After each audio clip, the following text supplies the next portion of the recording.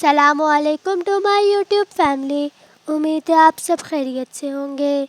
मैं हूं आपकी होस्ट निम्रा और वेलकम करती हूं आपको अपने चैनल निम्राज डाइनर्स में।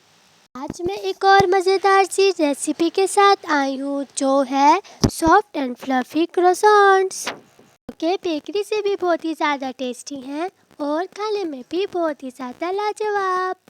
मेरी वीडियो को देखिएगा ज़रूर, फॉरवर्ड करके बिल्कुल भी ना देखिए, क्योंकि अगर आप लोग फॉरवर्ड करके देखेंगे तो आप लोगों को स्टेप्स भी समझ नहीं आएंगे।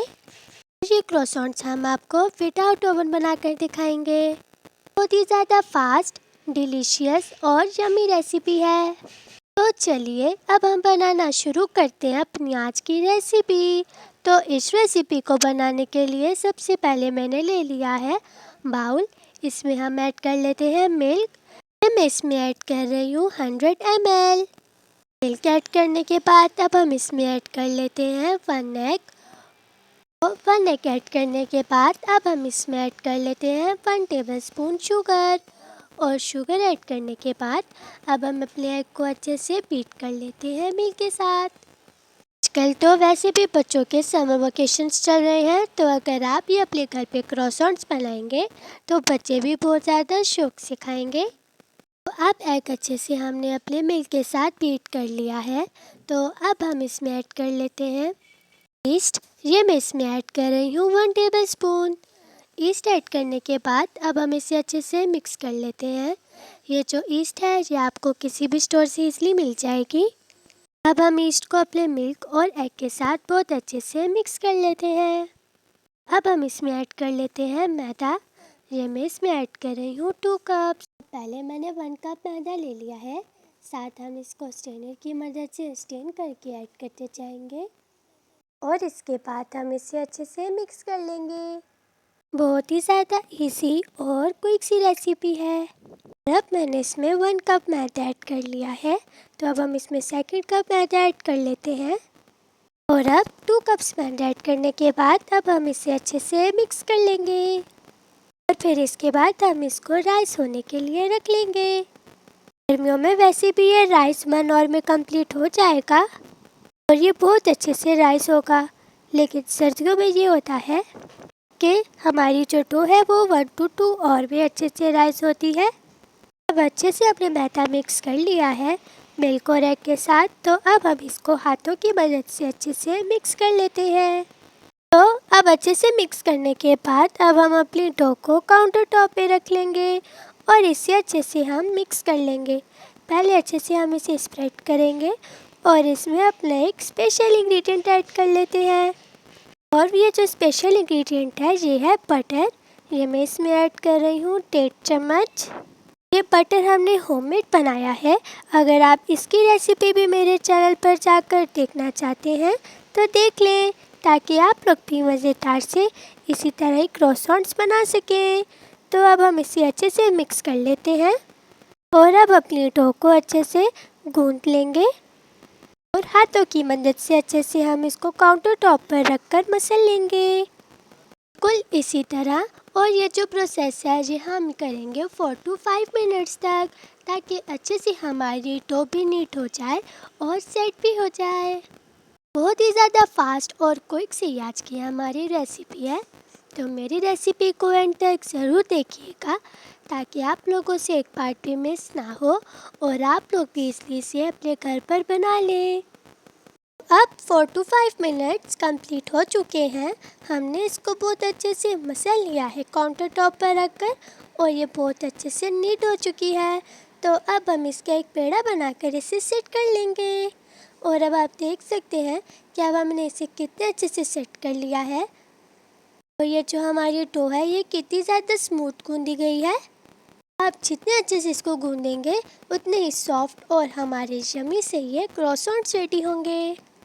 अब हमने इसे बहुत अच्छे से सेट कर लिया है। तो अब हम इसमें ले लेते हैं बाउल और इसमें हम ऐड कर लेते हैं ऑयल और हम अपने बाउल को अच्छे से अब ग्रीस कर लेते हैं। तो अब मैंने बाउल को बहुत अच्छे से ग्रीस कर लिया है। तो अब हम इसमें डो रख लेते हैं और अब हम इसको राइस होने के लिए रख लेंगे 1 आवर के लिए। क्लिंग से इसको कवर कर अब हम इसको राइस होने के लिए रख लेते हैं।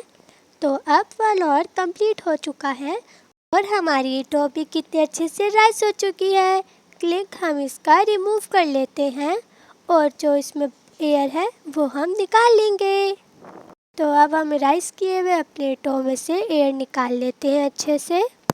आजकल वैसे बारिश भी हो रही है, कभी कभी मौसम भी बहुत ज़्यादा अच्छा हो जाता है, लेकिन जब धूप निकलती है तो फिर थोड़ी देर के लिए भी किचन में खड़ा नहीं होया जाता। तो अब हमने इसको काउंटर टॉप पे रख लिया है अच्छे से एयर निकाल कर। अब हम इसे सेट कर लेंगे अच्छे से और इसका अब हम पेड़ा बना लेंगे। तो अब हमने इसको अच्छे से सेट करके इसका पेड़ा बना लिया है और ये कितना ज़्यादा स्मूथ भी हो चुका है। तो अब हम ले लेते हैं रोलर पिन और रोलर पिन की मदद से अब हम इसको अच्छे से स्प्रेड कर लेंगे और अब हम इसको अच्छे से सेट करके बिल्कुल सर्कल शेप में बना लेंगे। आप लोग भी इस रेसिपी को ज़रूर ट्राई कीजिएगा और अपने घर वालों से खूब दाद वसूल कीजिएगा। कमेंट सेक्शन में भी ज़रूर बताइए कि आपको आज की ये मेरी रेसिपी कैसी लगी। अगर अच्छे लगे तो इसको अपने फैमिली और फ्रेंड्स के साथ भी ज़रूर शेयर कीजिएगा। तो अब अच्छे से हमने इसे स्प्रेड कर लिया है। तो अब हम इसको फ्लावर बनाकर सेट कर लेंगे अच्छे से। अब देखिए अब हमने इसे पूरे काउंटर में अच्छे से स्प्रेड कर लिया है। सेंटर में अब हम बाउल रख लेते हैं और इसकी साइड से हम इसको कट कर लेते हैं। बिल्कुल हम इसको ट्रायंगल शेप में कट करेंगे और थोड़ा थोड़ा गैप की देकर हम ये अपने ट्रायंगल्स पे बनाएंगे। तो अब हम ऐसे ही इसको अच्छे से कट करते जाएंगे। तो अब हमने इसे अब सारा कट कर लिया है। अब आप देख सकते हैं कि अब हम बाउल उठा लेते हैं और अब ये बिल्कुल एक फ्लावर बन गया है। इसका प्रोसेस बनाना थोड़ा सा डिफ़िकल्ट है, लेकिन आप लोग अगर मेरी रेसिपी को एंड तक ज़रूर देखेंगे और फॉरवर्ड टेक कर लेंगे तो आप लोग इसलिए इसे अपने घर पर बना सकते हैं। तो अब हम अपनी डो के ऊपर ये जो हमने फ्लावर बनाया है इसके ऊपर अब अच्छे से बटर को स्प्रेड कर लेते हैं जो हमने अपने घर पर बनाया है। अच्छे से हम अपने फ्लावर पर अब बटर स्प्रेड कर लेते हैं और इसके बाद हम अपने फ्लावर को बंद कर लेंगे। जैसे हमने इसको स्प्रेड कर लिया है अपने सारे फ्लावर पे बटर को। क्रॉसॉन्ट्स तो बहुत ही ज़्यादा टेस्टी होते हैं और ये क्रॉसॉन्ट्स अमीर हमज़ा को भी बहुत ज़्यादा पसंद आए। तो अब अच्छे से अब हमने इसको स्प्रेड कर लिया है बटर को अपने फ्लावर पर और अब हम इसे क्लोज कर लेते हैं। अब एक साइड हम इसकी लेंगे और इसे फ्लिप कर लेंगे जहाँ पर हमें बाउल रखा था सेंटर में। और अब हम ऐसे ही सारे अपने लेयर्स उठाते जाएंगे और इन्हें रखते जाएंगे। एक एक लेयर छोड़कर हम रखेंगे ताकि ये अच्छे से सेट भी हो और बहुत ही ज़्यादा टेस्टी भी बने। बिल्कुल ऐसे ही प्रोसेस करें आप लोग भी, तो आप लोग भी इसलिए इसे अपने घर पर बना सकते हैं। ये टोटल हमने 9 बनाए हैं अपने फ्लावर के स्ट्रिप्स। तो ऐसे ही अब हम इन्हें सेट करते जाएंगे अच्छे से। जब ये अच्छे से सेट हो जाएगा और फिर इसके बाद हम इसको फ्रीज़र में रख लेंगे। हम इसे 1 आवर के लिए फ्रीज़र में रखेंगे ताकि ये अच्छे से सेट हो जाए। अब देखें अब हमने अपने फ्लावर अच्छे से क्लोज कर लिया है। तो अब हम इसको फ्रीज़र में रख लेते हैं 1 आवर के लिए ताकि ये अच्छे से सेट भी हो जाए। तो अब हम इसको बाउल में रख लेते हैं और इसको कवर कर आप फ्रीज़र में रख लेंगे। तो अब 1 आवर कंप्लीट हो चुका है। हमने इसे फ्रीज़र में रख लिया था। ये बहुत अच्छे से अब सेट भी हो चुका है। तो अब हमने रोलर पिन ले लिया है। रोलर पिन की मदद से अच्छे से हम इसे स्प्रेड करेंगे अपने काउंटर टॉप पे और बिल्कुल हम इसे एक सर्कल शेप में बनाएंगे। जो पहले हमने इसका फ्लावर बनाया था इससे इसकी लेयर्स भी बहुत ज़्यादा अच्छी है बनेगी। और अब देखिए अब हमने इसे कितने अच्छे से सेट कर लिया है और पूरे काउंटर टॉप में हमने इसको स्प्रेड कर लिया है। तो अब हम इसको अब कट कर लेते हैं। पहले हम इसको सेंटर से कट करेंगे। अब इसके अलावा अब हम कोई और इंग्रेडिएंट ऐड नहीं करेंगे, बस यही लास्ट में हमने इस पर बटर ऐड किया था। इसका प्रोसेस थोड़ा सा लंबा है लेकिन इसके इंग्रेडिएंट्स बहुत ही ज़्यादा कम है।